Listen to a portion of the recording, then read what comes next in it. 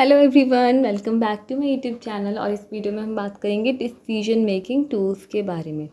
Decision making एक बहुत ही important skill होती है मैनेजमेंट के अंदर। और डिसीजन हम देख कर लेते हैं सारे अल्टरनेटिव्स जो हमारे पास अवेलेबल हैं, उनको वेट करके, है ना, कौन सा अल्टरनेटिव बेस्ट रहेगा और किस तरीके से हम किसी ऑर्गेनाइजेशन के गोल को बेटर वे में अचीव कर सकते हैं, वो हमारी डिसीजन मेकिंग स्किल पे ही डिपेंड करता है, राइट। डिसीजन मेकिंग टूल्स रहते हैं कुछ, जिनकी हेल्प लेके, जिनकी मदद से हम डिसीजन को इफ़ेक्टिवली ले सकते हैं। तो हम डिसीजन मेकिंग टूल्स देखेंगे one by one. For example स्वॉट एनालिसिस होने वाला है, Pareto analysis, decision tree, management by objectives, programme evaluation review technique, decision grade, listing pros and cons. देख लेते हैं वन बाय वन। सबसे पहले स्वॉट एनालिसिस। स्वॉट एनालिसिस में S stand for strength, W for weakness, O for opportunities, T for threats. आप देख सकते हो कोई भी ऑर्गेनाइजेशन है, या फिर आप अपने पर्सनल लेवल पे भी समझ सकते हो इस चीज़ को, कि कोई भी सपोज ऑर्गेनाइजेशन की बात कर लेते हैं। तो कोई ऑर्गेनाइजेशन है तो उस ऑर्गेनाइजेशन की अपनी कुछ स्ट्रेंथ होंगी, अपने कुछ वीक पॉइंट होंगे, है ना। और उस ऑर्गेनाइजेशन को कुछ फ्यूचर में अपॉर्चुनिटीज़ मिल सकती हैं जिससे वो बेटर ग्रो कर पाए। और क्योंकि वो बहुत अच्छा ग्रो कर रहा है तो कुछ थ्रेट भी मिल सकते हैं जिससे कि वो अच्छे से ग्रो नहीं कर पाए या आगे ना बढ़ पाए, राइट। ये अपॉर्चुनिटीज़ और थ्रेट्स मिलना वो तो बाहर से मिलेंगे ना, तो वो हो गए आपके एक्सटर्नल फैक्टर्स। लेकिन स्ट्रेंथ और वीकनेस तो खुद के अंदर ही होती हैं, तो वो उस ऑर्गेनाइजेशन के इंटरनल फैक्टर हो गए, या पर्सनल लेवल पे कहो तो आपके, है ना, इंटरनल फैक्टर्स हो गए। अब यहाँ पे अगर हेल्पफुल फैक्टर्स देखें हैं तो ऑब्वियस ही बात है, स्ट्रेंथ जो रहेगी या जो अपॉर्चुनिटीज़ मिल रही हैं वो हेल्पफुल फैक्टर्स हैं ग्रोथ के लिए उस ऑर्गेनाइजेशन की। और हार्मफुल फैक्टर्स की अगर बात की जाए तो वीकनेसेस एंड थ्रेट जो मिल रहे हैं वो हार्मफुल हैं और वो ग्रोथ को रजिस्ट करेंगे, इनहिबिट करेंगे, ठीक है। नेक्स्ट टूल जो है हमारे पास वो है लिस्टिंग प्रोस एंड कॉन्स। कोई भी हमारे पास कोई भी हमें डिसीजन लेना है तो हम उस डिसीजन की एक सिंपल सा टेबल बना सकते हैं, एक साइड प्रोस एक साइड कॉन्स, क्या मुझे फ़ायदा होने वाला है और क्या नुकसान होने वाला है।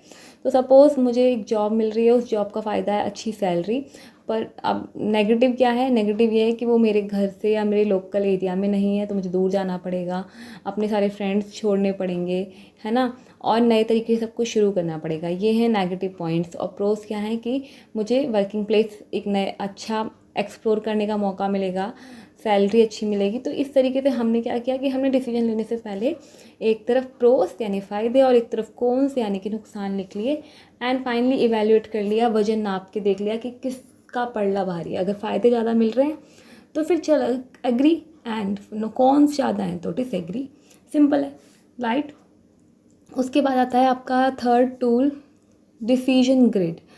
डिसीजन ग्रिड क्या होता है, यहाँ पे आप इस तरह का एक टेबल सा बना सकते हो, और ये एक तरह की ग्रिड रहती है। सपोज़ इसको मैं थोड़ा बड़ा कर देती हूँ, इसी टेबल को यहाँ पे, ठीक है, इस तरीके से, है ना। यहाँ पे कॉस्ट लिखा हुआ है, यहाँ पे फीचर्स, और यहाँ पे लुक, ये एक एग्जाम्पल के तौर पे है, ठीक है। तो यहाँ पे सपोज़ आपको कोई मोबाइल फ़ोन लेना है, एंड मोबाइल फ़ोन लेने से पहले आपके पास बहुत सारे ऑप्शन हैं कि इस कंपनी का ले लूँ, सैमसंग का ले लूँ, या रियलमी का ले लूँ, ठीक है, या फिर आईफोन ले लूँ। इस तरीके से आपके पास ऑप्शंस हैं ढेर सारे। तो अब आप क्या करोगे, आपको डिसीजन लेने में प्रॉब्लम हो रही है, तो आप सबका कॉस्ट देख लिया वन बाय वन। अच्छा, फीचर्स किसके अच्छे हैं वो आपने कंपेयर कर लिए, लुक किसका अच्छा जा रहा है वो कंपेयर। ये ओवरऑल एक ग्रिड हो गई जिसमें आप मल्टीपल चीज़ें एक साथ क्या कंपेयर कर सकते हो, ठीक है। ये डिसीजन ग्रिड इस तरीके से हेल्प करती है डिसीजन लेने में। नेक्स्ट आता है आपका डिसीजन ट्री। डिसीजन ट्री क्या, एक ट्री सा बन जाएगा। कैसे कि जैसे सपोज एग्जाम्पल के थ्रू समझते हैं डिसीजन ट्री को, कि आपको कहीं सैलरी मिल रही है 50,000, ठीक है। अगर सैलरी नहीं, आप एक जॉब का इंटरव्यू दे के आए हो, अब आपको नेक्स्ट डिसाइड करना है कि आप उस जॉब में जाओगे या नहीं। आपने डिसाइड कर लिया कि अगर मुझे 50,000 तक मिलेगा तो मैं जाऊंगा, यस, और अगर नहीं मिलेगा तो डिक्लाइन, तो मैं नहीं जाऊंगा, ठीक है। उसके बाद यस, उसके बाद भी आप ये देख रहे हो कि अगर नियर होम हुआ, घर के पास हुई, तो मैं आगे सोचूंगा, अगर घर के पास नहीं हुई तो फिर मैं रिफ्यूज़ कर दूंगा, क्या फ़ायदा 50,000 का। और इसी तरीके से ये जो मतलब एक ट्री सा बनता चला जाता है कि अगर यस है तो उसमें भी ऑप्शन निकलते आते हैं। और अगर नियर होम है तो उसमें भी अब आप देखो प्रोवाइड कैब फैसिलिटी प्रोवाइड करेंगे तो मैं ज्वाइन करूँगा, अगर नहीं करेंगे तो नहीं करूँगा। तो इस तरीके से ये एक डिसीजन ट्री है जो आपको डिसीजन लेने में हेल्प करता है। फिर आता है आपका नेक्स्ट टूल पर्ट चार्ट। ये बहुत ही फेमस टूल है। और okay, so PERT chart programme evaluation review technique है ना। सो यहाँ पे क्या होता है कि आप इस तरीके से देख सकते हो, ये इस तरीके का दिखता है पर्ट चार्ट। अब आपको इसमें कुछ समझ नहीं आ रहा होगा इस डायग्राम में, तो यहाँ पे जो हर एक नंबर लिखा हुआ है ना, हर एक नंबर एक इवेंट है। जितने भी नंबर्स लिखे हुए हैं वो इवेंट है, कुछ ना कुछ हो रहा है, कुछ ना कुछ इंसिडेंस इवेंट है वो, ठीक है।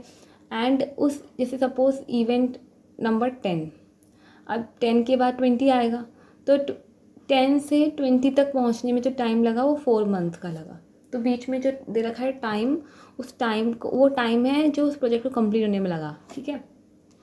ठीक है, सो ये जो टाइम जो प्रोजेक्ट को कंप्लीट होने में लगता है, इसको हम क्या बोलते हैं, स्लैक बोलते हैं। Slack is the time to complete project. दो चीज़ें समझ में आ गई, नंबर्स क्या हैं, इवेंट्स हैं, स्लैक्स क्या हैं, टाइम है।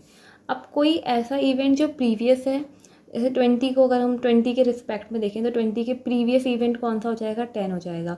और 20 से आगे वाला इवेंट यानी कि सक्सेसर इवेंट कौन सा हो जाएगा, ये आगे एरो जा रहा है 50 की तरफ, है ना, तो ये हो जाएगा। तो अगर प्रीवियस इवेंट है उसको हम प्रीडिसेसर बोलते हैं, और अगर कोई नेक्स्ट इवेंट है, कमिंग इवेंट है, तो उसे हम सक्सेसर बोलते हैं। ये हो गया सिंपल टर्मिनोलॉजी, है ना। स्लैक में भी जो स्लैक था ना वो टाइम था, कि टाइम टू कंप्लीट प्रोजेक्ट ऐसा था ना।